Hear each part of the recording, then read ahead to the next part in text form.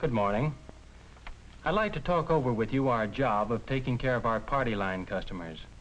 It's one of the most important jobs we have to do, to help our party line customers get the greatest pleasure and benefit from their service.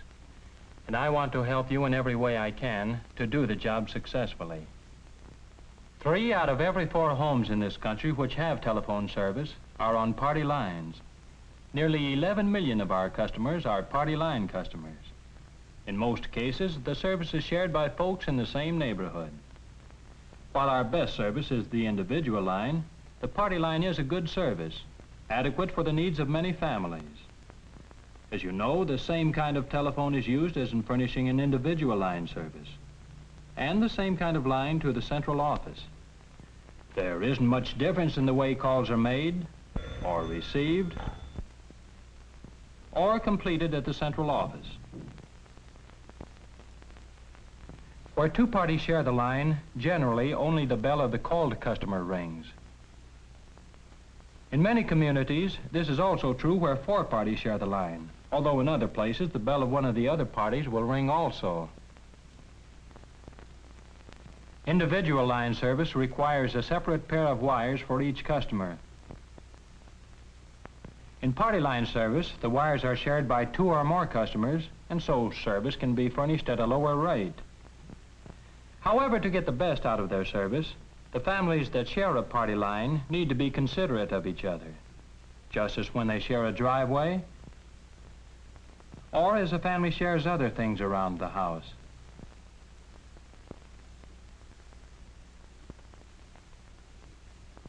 To get the best use out of party line service, this means, first, avoiding lengthy conversations. Long conversations keep others from using the line. Hadn't you better hang up, Peggy? Someone may want to use the line. Oh, Mom says I've got to hang up now. Bye, Susie. Second, giving up the line promptly for an emergency call. Asking for the line only in a real emergency, and then explaining why. Oh, well, with the prices the way they are nowadays, I just don't know. Can I have the line, please? I've got to call the doctor. My baby just swallowed a pin. Oh, yes, of course. All right, Jane, I'll call you later. Third, always listening to be sure the line isn't in use before making a call. Fourth, if the line is in use, not interrupting the conversation and replacing the receiver gently. Fifth, waiting a few minutes between calls to give others a chance at the line.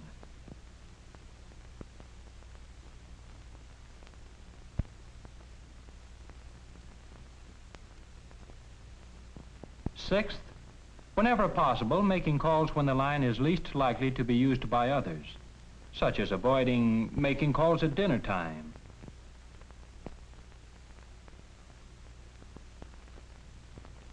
Calls when housewives are doing their telephone shopping. Seventh, answering the telephone promptly.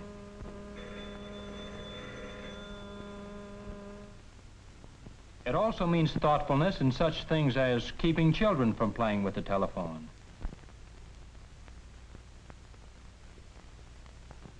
Not leaving the receiver off, for this puts the whole line out of service.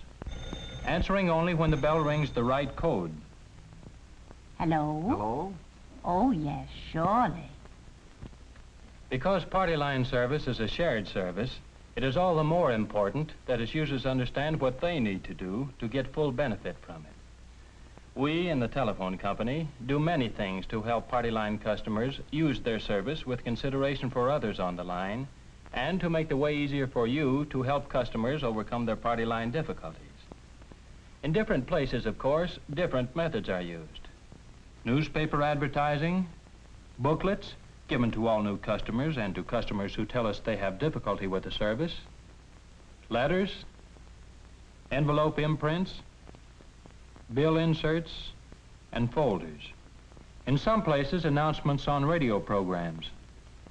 You and the other fellow on your line can help each other to better telephone service by simply being good party line neighbors. In some places, by means of displays in the windows of our public offices. and posters and cards inside those offices, cards in telephone booths, exhibits in open houses, through hundreds of film showings to thousands of customers in their clubs and social organizations throughout the country. You might think sometimes that party line service was pretty poor, judging by some of the complaints you get. But don't let that lead you astray. Surveys have been made of groups of party line customers in typical communities. The large majority told us that their service was good or excellent. So it looks as though these activities have really helped people to make satisfactory use of their service. Studies of customer contacts show that less than 1% of party line users report any difficulty with the service in the average month. The small percentage of party line customers who do complain about party line service bring their problem to you, the service representative. To the customer, you are the telephone company. The customer looks to you to help solve his difficulties and improve his service. It may be simply a matter of mechanical difficulty, such as a bell that is so much out of adjustment that it rings when the other party lifts the receiver to answer a call. For example, the other party picks up his telephone every time my bell rings. The Johnson Smith residence. speaking. So I wish you'd do something about it. and this may be a kind of problem that is readily solved. A report to the plant department, and the trouble is quickly corrected. But most party line complaints arise from the way customers have tried to use a shared service, unknowingly or thoughtless of the fact that it is a shared service. Here's how such complaints may sound to you. I can hear the other party picking up the telephone and listening. My husband can never get me when he's delayed at the office. She tried to break in and was most unpleasant. I can't stand it any longer. You'll have to change me to another party line. Yes, some customers suggest changing to another line, thinking it would solve the problem. Of course, it's physically possible when there's a vacant spot in the terminal box. We'd need to send a man out, change the central office end of the line, and fix up all our records of the service. We'd be glad to spend this time and money if we knew it would solve the difficulty. But this is what might happen.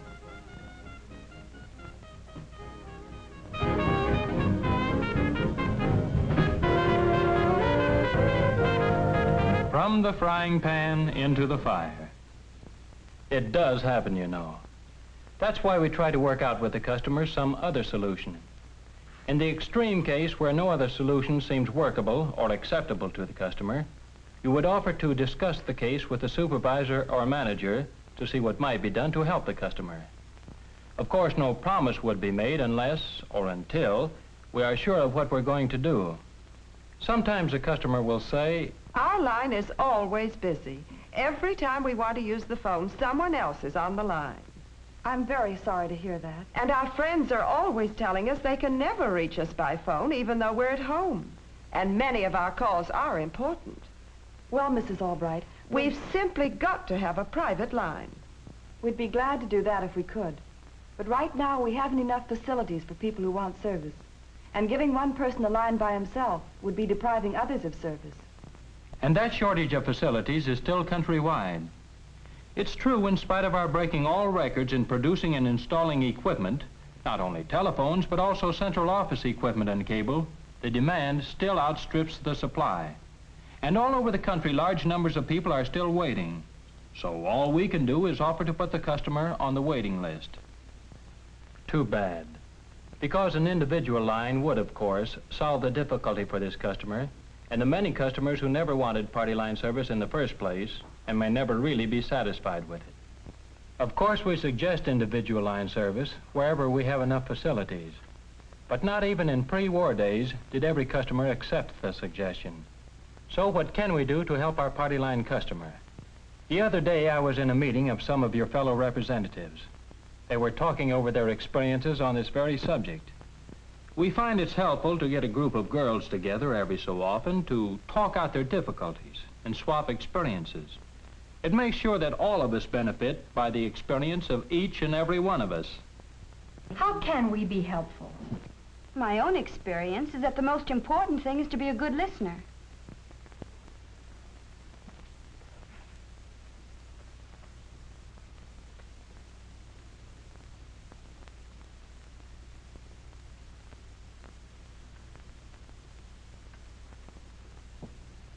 What do you mean by that, Sue? Encouraging the customer to tell his story in his own way, so that he feels he has a full and sympathetic hearing. You see, usually the customer is upset, so you let him get his troubles off his chest. You listen and throw in a remark here and there that shows him you're interested and sympathetic. I know whenever I tell my troubles to anyone, I feel better. My troubles look a lot smaller.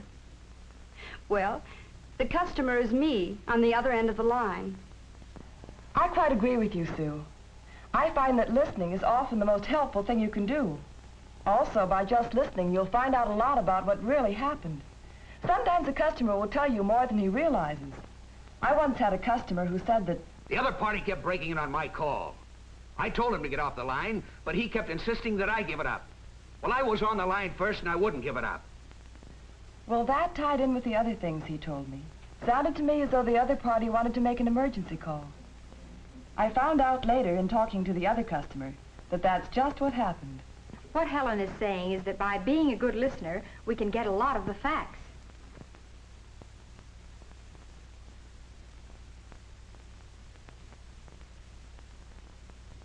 All this listening sounds nice, but how about the customers who just keep on telling you the same thing over and over again?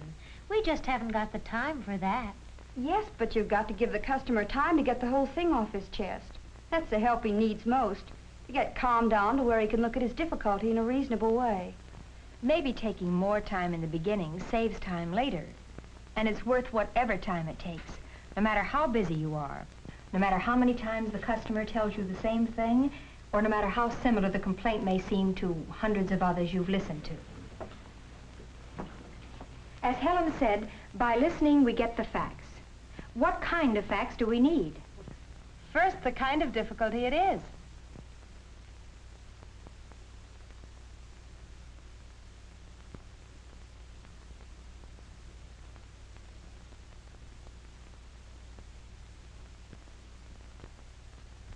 How often it happens.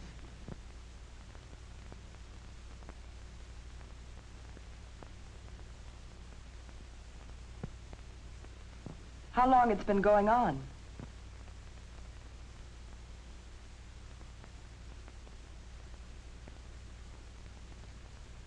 And what time of day the trouble occurs.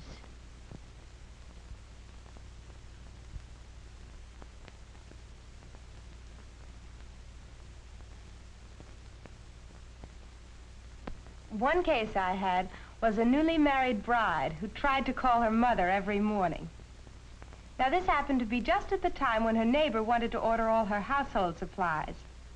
So at 10 every morning, whoever got the line first was good for a long time.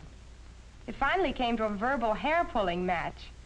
The bride was almost in tears when she called me. What did you do? Well, the bride was talkative and emotional, so I just listened until she told her story. Then I asked a few sympathetic questions to get her whole side of it. Called to the other party gave me the rest. Well, what did you do about it? I told each party what the other's problem was. I tried to explain how they could cooperate to avoid the interference, making their calls at different times. So we have another point. Do something about it.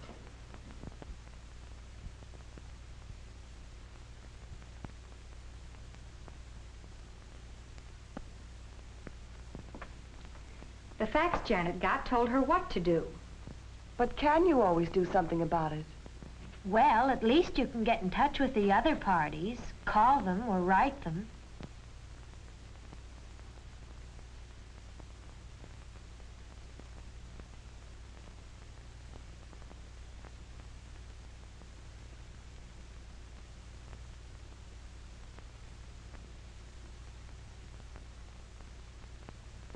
And you can make sure the complaining party understands the limitations of the service itself.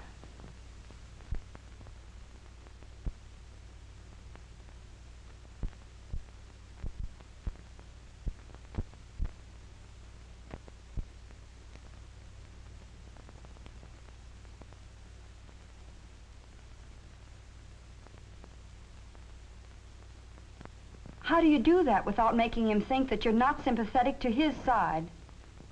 Well, one way is to ask him if I should get in touch with the other parties. Then I explain what I might say. In that way, I get my point across without making the complaining one think I think he's at fault. That's one way of doing it.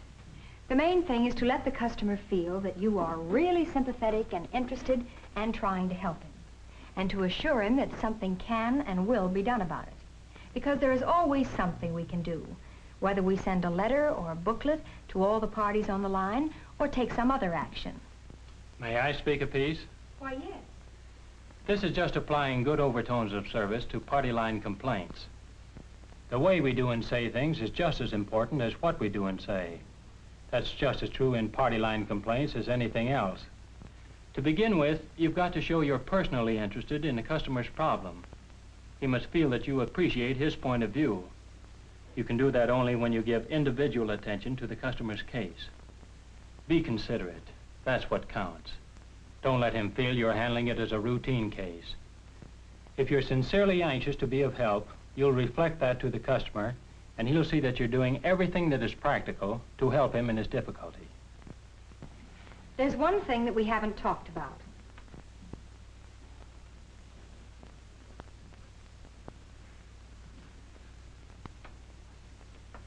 Following up results of our action by calling back the complaining party.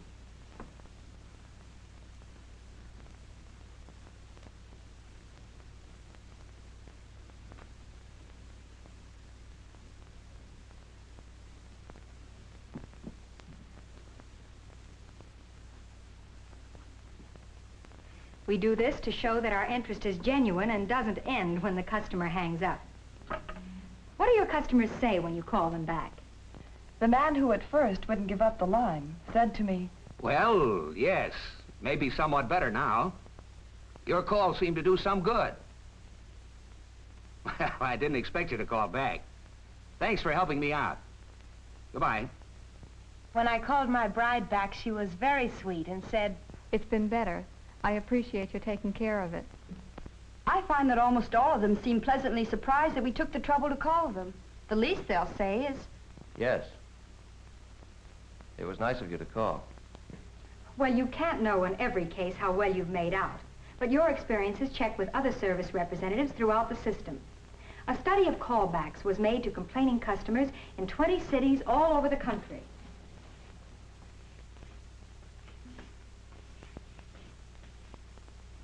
"77% felt that the situation had improved after they had talked it out with the business office. And the proportion of repeat complaints is quite small. That's pretty good evidence, isn't it, that you can and do help?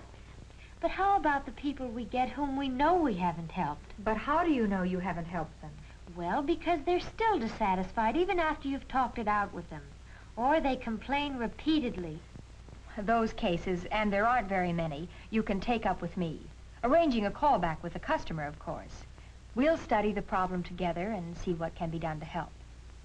You can't expect full success every time, whether in handling party line complaints or in anything else you do. As in sales work, judge your job by your percentage of success. Don't be discouraged by an occasional failure. Any failure should just make us want to try to increase the percentage of success as we go along. And you generally can do something to help, if you will just, first, be a good listener. Second, get the facts. Kind of difficulty, how often, how long, time of day. And third, do something about it. If it's equipment or operating trouble, you can clear it with plant or traffic. If it isn't, we have these steps to consider. Call or write other parties. Help the customer help himself.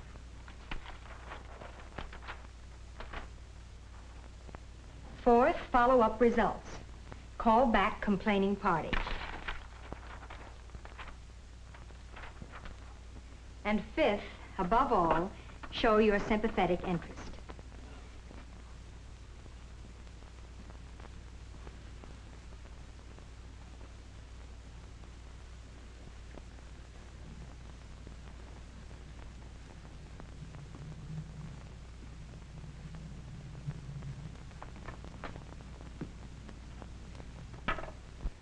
In spite of the highest production ever, it will be some time before we can give customers just the service that suits their needs. The kind of job you do with each complaining customer will have an important effect on how well we get through this difficult period and achieve the goal of the most satisfactory